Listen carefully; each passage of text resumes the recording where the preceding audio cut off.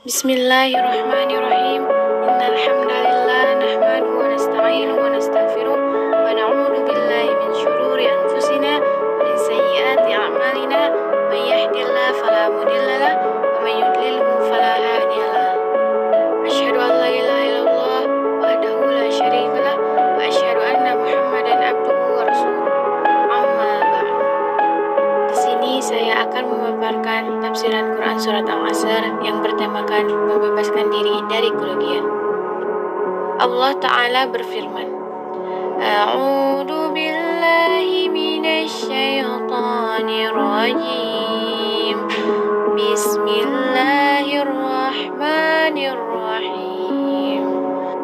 Wal 'asr innal insana lafi khusr illa alladzina amanu wa 'amilus solihati wa tawasaw bil haqqi wa tawasaw bis sabr.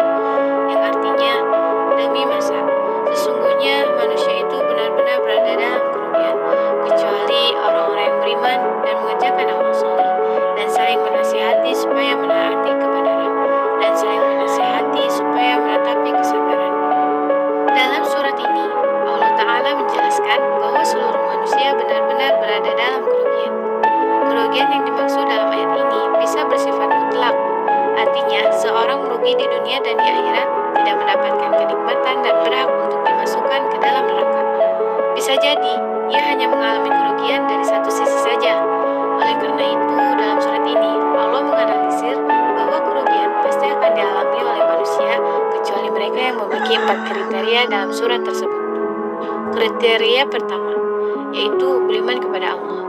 Dan keimanan ini tidak akan terwujud tanpa ilmu. Karena keimanan merupakan cabang dari ilmu dan keimanan tersebut tidak akan sempurna jika tanpa ilmu. Ilmu yang dimaksud adalah ilmu syar'i atau ilmu agama. Seorang muslim wajib untuk mempelajari setiap ilmu yang dibutuhkan oleh seorang mukallaf dalam berbagai permasalahan agamanya, seperti prinsip keimanan dan syariat-syariat Islam. Ilmu tentang hal-hal yang wajib dia jauhi berupa hal-hal yang diharamkan, apa yang dia butuhkan dalam muamalah, dan lain sebagainya. Rasulullah Shallallahu Alaihi Wasallam bersabda, "Talabul ilmi fariidatun ala kulli muslimin." Menuntut ilmu wajib bagi setiap muslim. Maka merupakan sebuah kewajiban bagi setiap muslim untuk mempelajari berbagai hal keagamaan yang wajib dia lakukan. Misalnya yang berkaitan dengan akidah, ibadah, dan muamalah. Semua itu tidak lain dikarenakan seorang pada dasarnya tidak mengetahui hakikat keimanan, sehingga ia perlu meniti tangga ilmu untuk mengetahuinya. Kriteria kedua, mengamalkan ilmu. Seorang tidaklah dikatakan menuntut ilmu kecuali jika dia berniat bersungguh-sungguh untuk mengamalkan ilmu tersebut. Maksudnya, seseorang dapat mengubah ilmu yang telah dipelajarinya tersebut menjadi suatu perilaku yang nyata dan tercermin dalam pemikiran dan amalnya. Oleh karena itu, betapa indahnya perkataan Fudail bin Iyad rahimahullah. Seorang yang berilmu akan tetap menjadi orang bodoh sampai dia dapat mengamalkan ilmunya. Apabila dia mengamalkannya, barulah dia menjadi seorang alim.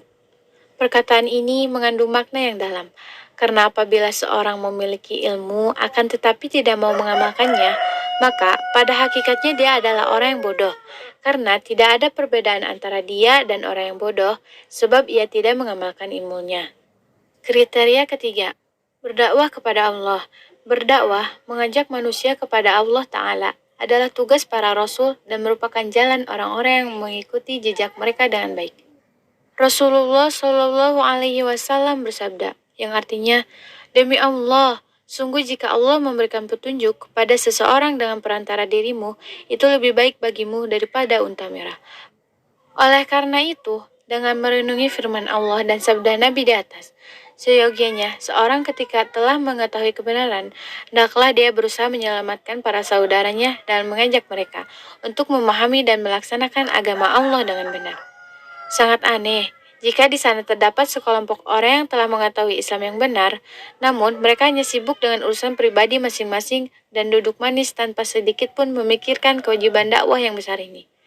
Pada hakikatnya, Orang yang lalai akan kewajiban berdakwah masih berada dalam kerugian meskipun ia termasuk orang yang berilmu dan mengamalkannya.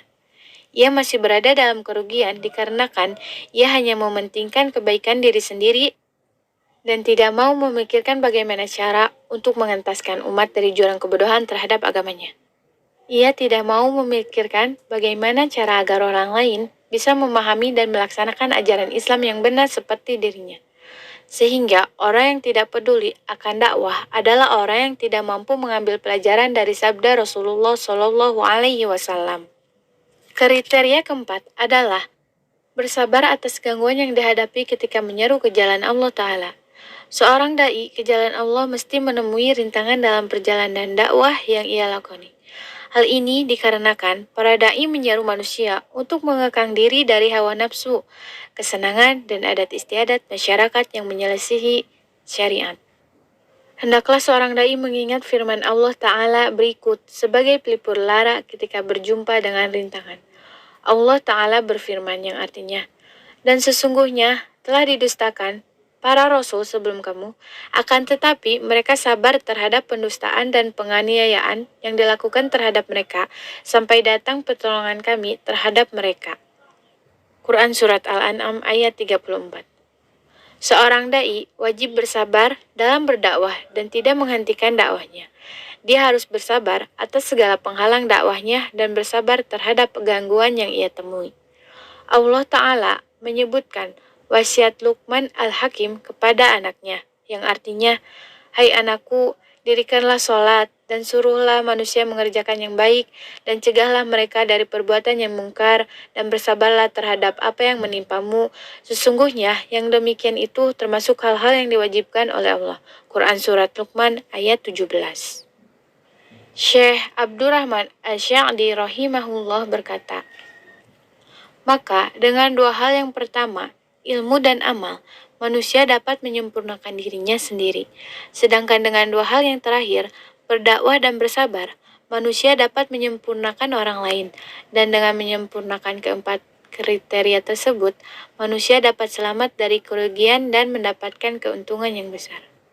Sekian pemaparan yang telah saya sampaikan.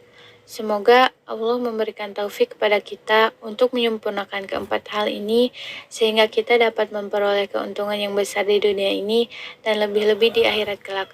Amin.